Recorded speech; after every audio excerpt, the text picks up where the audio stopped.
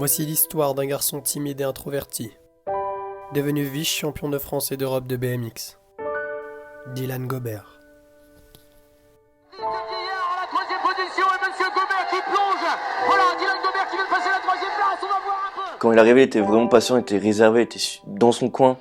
Il avait un niveau moins bon que une bonne partie du groupe de Clairoy. Ouais. Je me dépassais sur des Coupes de France, mais je faisais 3 manches. J'étais déçu de moi, quoi.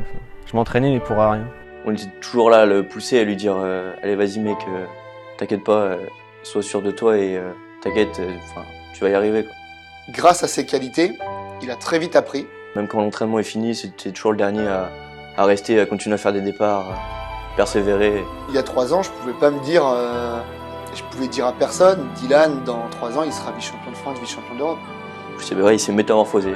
Je voulais juste passer mes manches et j'arrive à la première Coupe de France, je rentre en finale. J'étais con, je me suis dit qu'est-ce que je fais là, même les pilotes autour ils disaient t'es encore là, tout ça, c'est choquant un peu. Tout commence il y a 12 ans au club du Tréport. Alors que Dylan observe pour la première fois son frère lors de son entraînement de BMX, il tombe amoureux de ce sport et veut à tout prix essayer.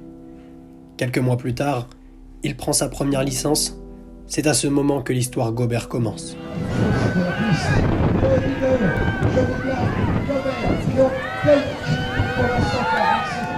Entraîné au club du Tréport par Michael Deldic, Dylan va rapidement faire de la compétition. Si les résultats sont satisfaisants jusqu'à ses 11 ans, tout se complique lors de ces années de benjamin et minime. Les joies et les satisfactions vont laisser place à la frustration. Des années difficiles à vivre pour le jeune garçon. Des finales en Normandie, mais dernier ou 7e, jamais des podiums. Je me dépassais sur des Coupes de France, mais je faisais 3 manches. J'étais déçu de moi, quoi. Je m'entraînais, mais pour rien. Parce que ma mère a se sacrifié pour m'emmener, tout ça, ça coûte de l'argent. Et moi, les résultats, ils n'étaient pas là. C'est lors de sa saison de minime 2 que le déclic se produit. Dylan n'a qu'une envie, partir en sport-études. Plusieurs solutions s'offrent à lui, mais le jeune homme choisira la Picardie et le club de Compiègne-Clairoy. J'en ai parlé à ma mère, je lui ai dit je peux pas continuer comme ça, j'ai pas envie de faire toujours 3 manches. Il faut que je parte et voilà, quoi. Déjà je suis arrivé ici, j'étais le plus nul du groupe. J'étais toujours derrière quand on faisait des courses, des trucs tout bêtes, mais à force, c'est un peu embêtant. Ici c'est vraiment intensif, c'est vraiment particulier. On travaille beaucoup plus de choses. Et voilà. T'as eu envie de rentrer chez toi parfois ? Non. Tu t'es toujours dit au final, si je suis ici, c'est... Je suis pas venu ici pour rien, je vais pas partir parce que c'est dur, faut continuer et puis c'est tout, c'est comme ça. Tu vivais comment le fait d'être derrière les autres en entraînement tout le temps ? J'étais frustré, mais c'était un peu, je me suis dit, faut que je sois devant et c'est ça qui m'a fait progresser. Les premiers mois ne sont pas simples. Dylan ne le sait pas encore, mais sa vie va changer. Son entraîneur, Thomas Poincheval, se souvient d'un garçon plus que motivé lors de son arrivée. Il est déterminé, il est humble, il est là pour travailler. Grâce à ses qualités, il a très vite appris. Donc, tout ce qui est pilotage, il les a développés fortement dès la première année. Il y a 3 ans, je pouvais pas me dire, je pouvais dire à personne, Dylan, dans 3 ans, il sera vice-champion de France, vice-champion d'Europe. Déjà, il peut se passer trop de choses pour pouvoir dire ça, même d'un potentiel très clairement visible, tu vois.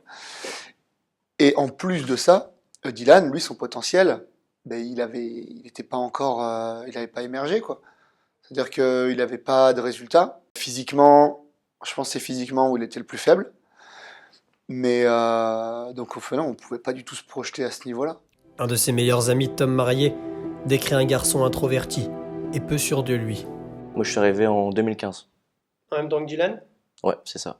Dylan, quand il est arrivé, c'est quelqu'un d'assez timide. Il parlait pas, très réservé. Et au fur et à mesure du temps, on peut dire qu'il s'est métamorphosé, il a bien changé.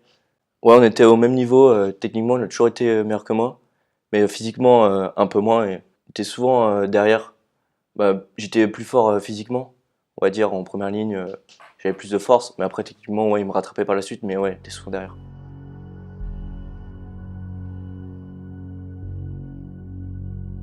C'était une de mes premières manches Europe, donc je commençais à vraiment bien m'entraîner, j'avais beaucoup progressé en peu de temps. J'étais en février, donc ça faisait 3-4 mois que j'étais arrivé. Et je suis arrivé et je me suis dit, l'objectif c'est de passer mes manches. Je me suis retrouvé en demi, donc j'étais content.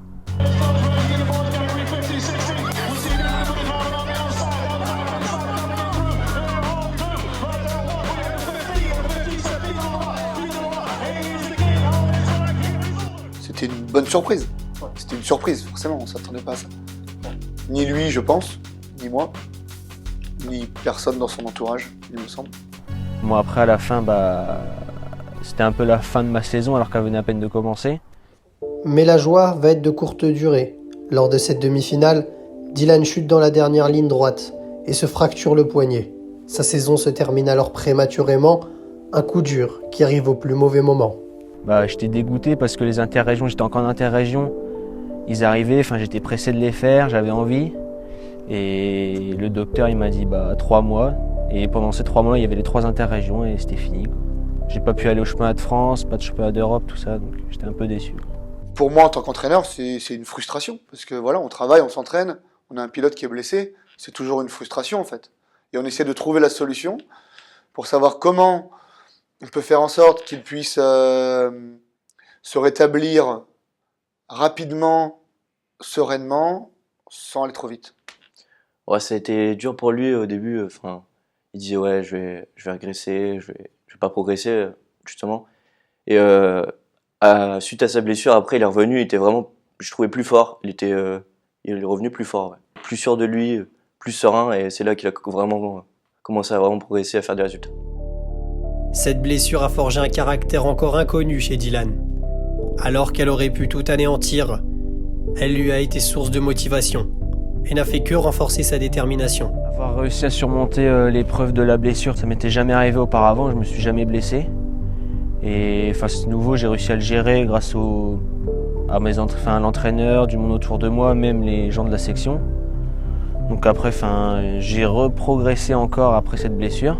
Et après, je suis rentré à la deuxième rentrée en 2017 et j'ai continué à m'entraîner pour la première année de Coupe de France.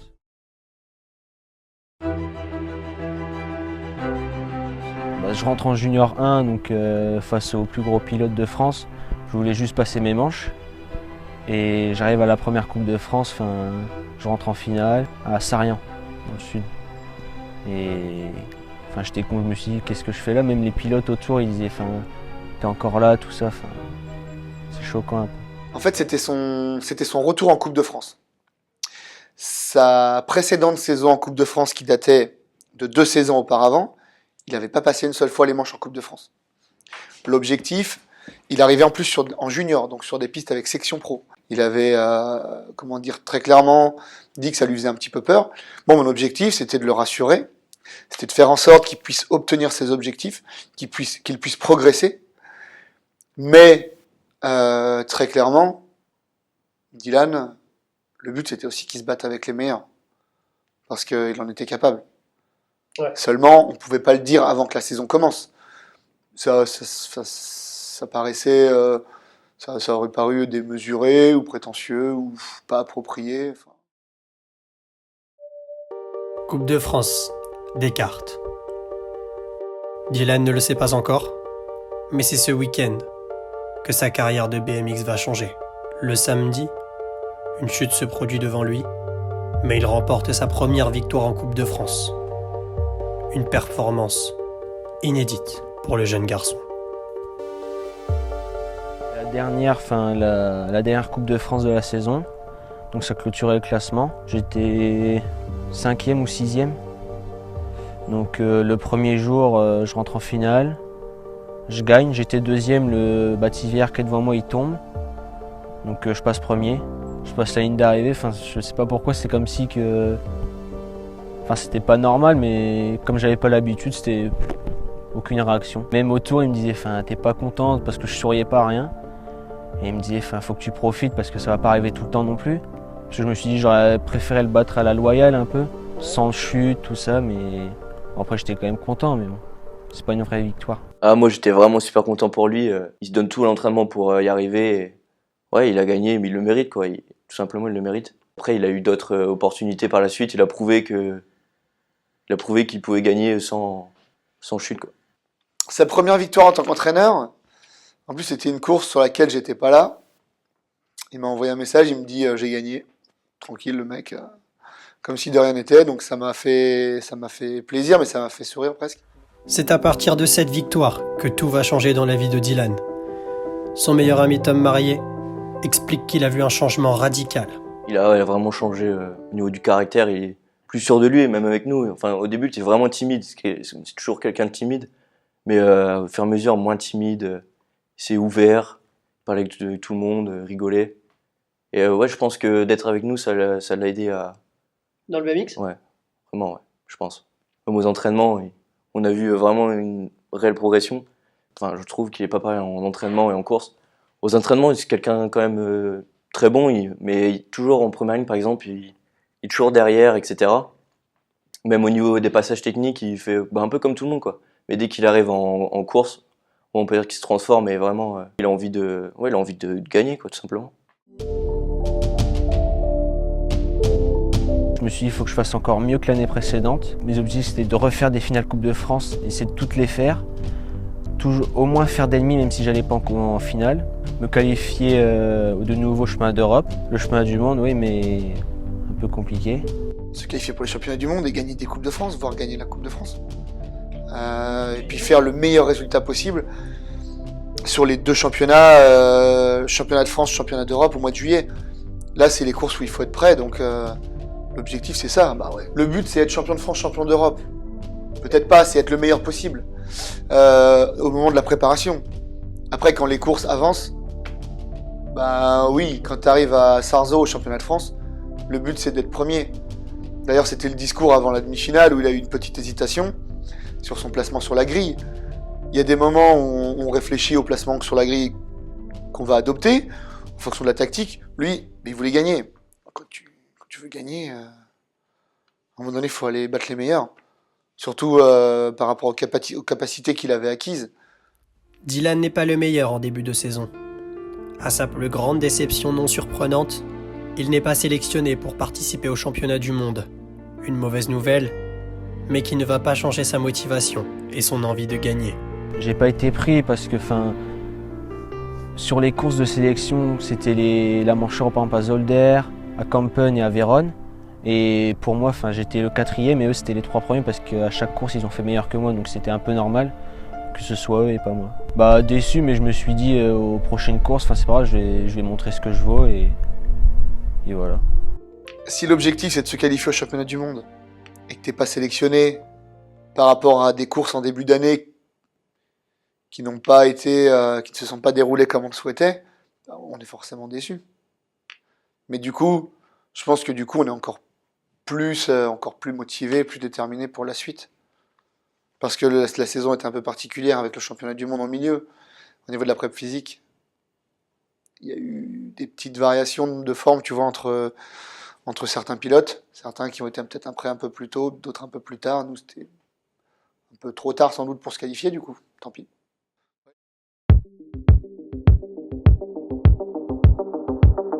Moi, honnêtement, j'ai qu'une envie, c'est qu'il gagne. Dylan, il est très chaud, il a ce potentiel de gagner. Après, il y avait Léo Garoyan qui est vraiment très fort, champion du monde.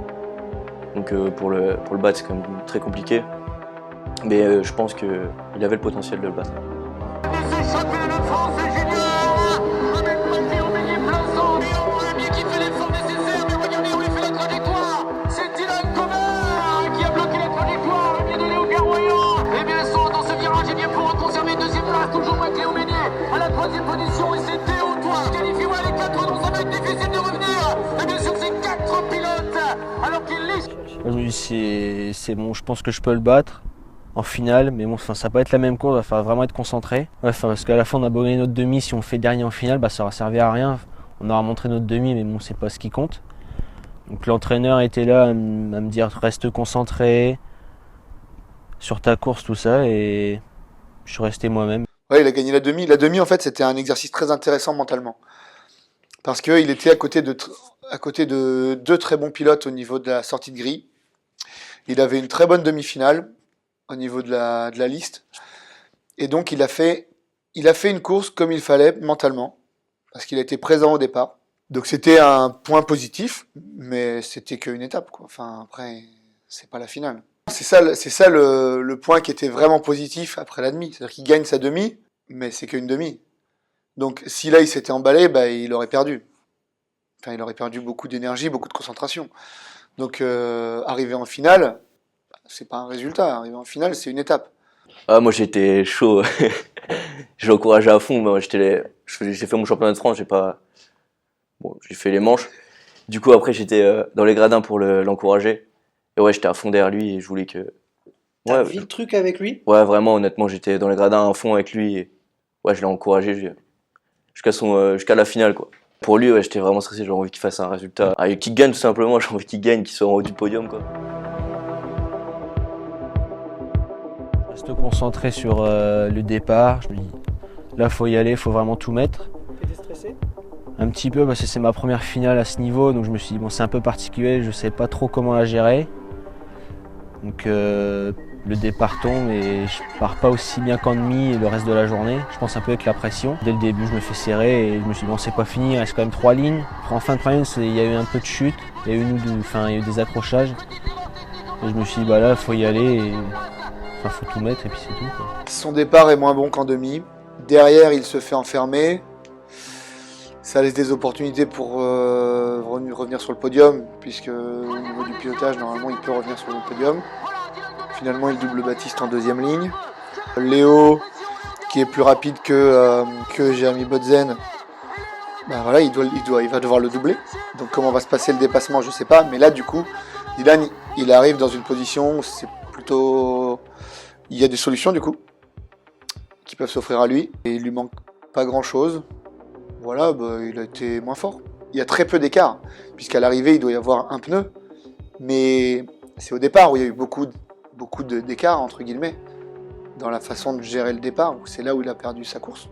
Bah, moi, je pensais que j'avais gagné.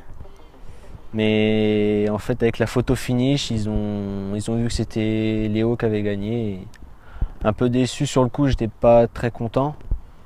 Parce que je pensais vraiment avoir le maillot. Et en fait, je l'ai pas eu à rien du tout, mais bon, c'est comme ça. Ouais, c'est dommage, mais bon, il est pas bien parti, il était quand même derrière. Déjà, ce qu'il a fait pour rattraper, c'est quand même vraiment ouf, quoi. Et ouais, pour rattraper, gagner à la fin, c'était quand même vraiment compliqué. Ça s'est joué à la ligne, c'est dommage, quoi, mais bon, c'est quand même vraiment ouf ce qu'il a fait. J'ai pensé qu'il pouvait gagner à partir du moment où il est revenu 3e. Parce que doubler 2 pilotes, quand tu es 3e, que tu peux voir la situation et que les 2 pilotes commencent à essayer de trouver des solutions, mais ils sont en duel l'un l'autre, ils savent pas qu'il y a quelqu'un derrière, là il y a une opportunité. Je pense que Dylan a joué sa chance, mais Léo était quand même plus fort. Cette année, voilà, Léo était plus fort. Je sais pas si on peut dire que c'est un échec, c'est une déception. Quand tu fais 2e, tu peux pas être content d'être 2e en fait. C'était un bon souvenir parce que c'était ma première finale France, mon premier podium. J'avais fait un très bon week-end. Mais d'avoir loupé un titre à si peu, c'est toujours un peu décevant. Mais bon. Il reste le championnat d'Europe 1 ou 2 semaines après et je me suis dit, bon, il reste une course et il faut y aller. Les manches, ça a été. C'est les tours d'après qui sont devenus un peu plus compliqués. J'avais rien pour récupérer après mes tours, rien du tout. Pas de vélo avec une grande selle, tout ça, donc un peu compliqué. J'étais un peu mort, j'arrive en haut de la grille, je suis essoufflé, j'ai mal aux jambes. Je me suis dit, bon, c'est l'écart, faut pas lâcher. Car à 5 avec un Belge et le reste que des Français. Je me suis dit, bon, faut en mettre parce que là, ça va être vraiment compliqué. Donc je suis 4e fin de ligne. Je reste 4e toute la course et à la fin, j'arrive plus à pousser. Il y a le 5e Matteo Coulsonnet qui me double dans le dernier virage, donc je suis 5e et là, je me dis, bon, c'est fini. C'est dommage de se faire prendre comme ça dans le dernier virage. T'étais énervé un peu contre lui? Ouais, honnêtement, un peu énervé quand même. Après, c'est lui, c'est lui qui roule et tout, etc. Mais ouais, j'étais dégoûté. Parce que le championnat d'Europe, il a fait un bon résultat au championnat de France. Je me suis dit, le championnat d'Europe, allez, faut qu'il fasse pareil, quoi. Dans le dernier virage, il y a une grosse chance, le pilote belge qui tombe en attaquant le premier. Et je me dis, bon, bah, ça continue, un peu de chance, mais j'étais quand même content de passer, quoi. Et là, il y a le Belge qui tombe. Ouais, et là, j'étais vraiment content. Ouais. Tu t'es dit, là, c'est un signe, il faut qu'il Ouais. aille au bout. Ouais, c'est ça, faut qu'on passe à demi à fond et la finale, pareil, quoi. Et juste après, il fallait que je récupère, je ne savais pas comment faire. Et j'ai vu un petit de mon club avec un vélo et une selle de récup, je lui ai demandé s'il pouvait me le prêter. Il m'a dit oui, donc je pense que c'est un peu grâce à lui aussi que je passe en finale. Ça m'a aidé dans ma course. La dernière demi-finale qui vient de se lancer dans la catégorie des juniors même. Oh, les Frenchies sont très bien sortis de la grille de départ, le Suisse. Frenchy qui a pris la position. Je ne vous entends pas la France. Baptiste Vieillard vient de s'emparer. 2, 3, 4, 5, 6, Frenchy. Aussi première place. C'est l'Armada française.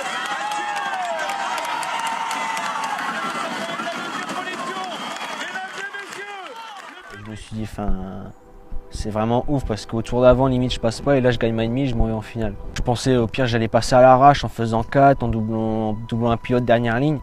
Mais de là à gagner devant tous les pilotes, c'était un peu ouf. Et ouais, comme j'ai vu qu'il a gagné sa demi, je me suis dit, il a vraiment une chance de faire un bon truc en finale, quoi, de gagner, j'ai envie qu'il gagne, quoi.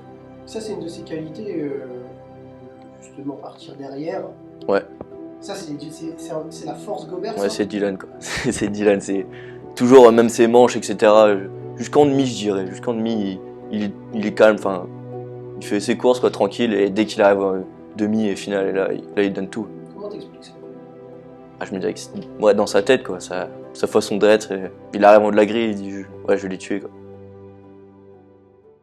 Je me suis dit, il me reste qu'un tour. J'ai beau avoir mal aux jambes, j'ai quand même réussi à bien récupérer avant avec le vélo. Et je me suis dit, bon, là, c'est le dernier, ça va être la dernière course de l'année, le dernier tour. Et là, c'est le final Europe, c'est pas rien. Je me dis, je suis pas arrivé là pour faire 8ème comme les courses d'avant, tout ça. Et je me suis dit, bon, là, je vais y aller. C'est une finale que de Français, donc c'est un peu une finale de Coupe de France. Et avant, j'avais réussi à en gagner une, donc je me suis dit, bon, tout est possible, je peux le faire. Et voilà, quoi. Je pars à la 2 entre Robin Genestroni et champion du monde Léo Garoyan. Donc j'avais pas de pression, je pars plutôt bien, donc ils accélèrent un peu plus fort que moi. Moi je me fais pas trop serrer, à la fin je suis 4ème, donc ça va, tout se passe bien pour l'instant. Je passe ce virage et là je me dis, comme au championnat de France il me reste 3 lignes pour vraiment tout donner. Je relance, j'en double un, 2ème ligne, je passe 3ème. Je reviens sur les 2 premiers en 3ème ligne. Et dernière ligne, je double 2ème et je suis pas à côté pour faire comme en France, pour finir premier, mais 2ème c'est vraiment bien. Vice-champion de France, vice-champion d'Europe, c'était nickel et j'étais content de moi. Explosion de joie. Ouais, parce que vu la journée d'avant, je me suis dit jamais je vais faire une 2ème place. Au pire, j'irais peut-être en finale faire encore 7-8. Mais là, faire 2ème, vraiment, c'était vraiment ouf. C'est pas parce qu'il a fait vice-champion de France et vice-champion d'Europe qu'on peut dire, sur la saison 2018, c'est le 2e meilleur français au niveau junior français. Il y a plein de bons juniors français, là d'ailleurs, en finale. Le nombre de Français qui est en finale, ça prouve bien qu'ils sont très bons. Et que ce soit les juniors 2, les juniors 1. Il était dans les 5 meilleurs, sans doute. La finalité, c'est même pas... on sait bien d'avoir fait vice-champion de France junior, vice-champion d'Europe. Mais c'est seulement l'accès au haut niveau. La finalité, c'est même pas ces 2 courses-là. Dans 3-4 ans, s'il continue de progresser, voilà jusqu'où il peut aller. C'est ça le but final. S'emballer avant ça, s'emballer avant d'être au très haut niveau en élite, bon, faut profiter. Faut profiter des bons moments. Faut savoir aussi être satisfait du travail accompli. Mais lui, il s'est resté concentré, je pense, dans ses objectifs. Après, c'est beaucoup de travail aussi. Faut vraiment beaucoup s'entraîner, être rigoureux, être sérieux, avoir vraiment envie de faire des résultats. Et ça vient pas comme ça. Faut vraiment s'entraîner. Et quand on est un peu plus faible que les autres, faut toujours en faire plus qu'eux. Et faut pas lâcher. Si on peut venir dans des sports-études comme Compiègne, faut venir. Donc dès qu'on a des opportunités à venir dans des sections encadrées, tout ça, faut y aller. Faut pas réfléchir. Après, si ça va pas, ça va pas. Mais au moins essayer.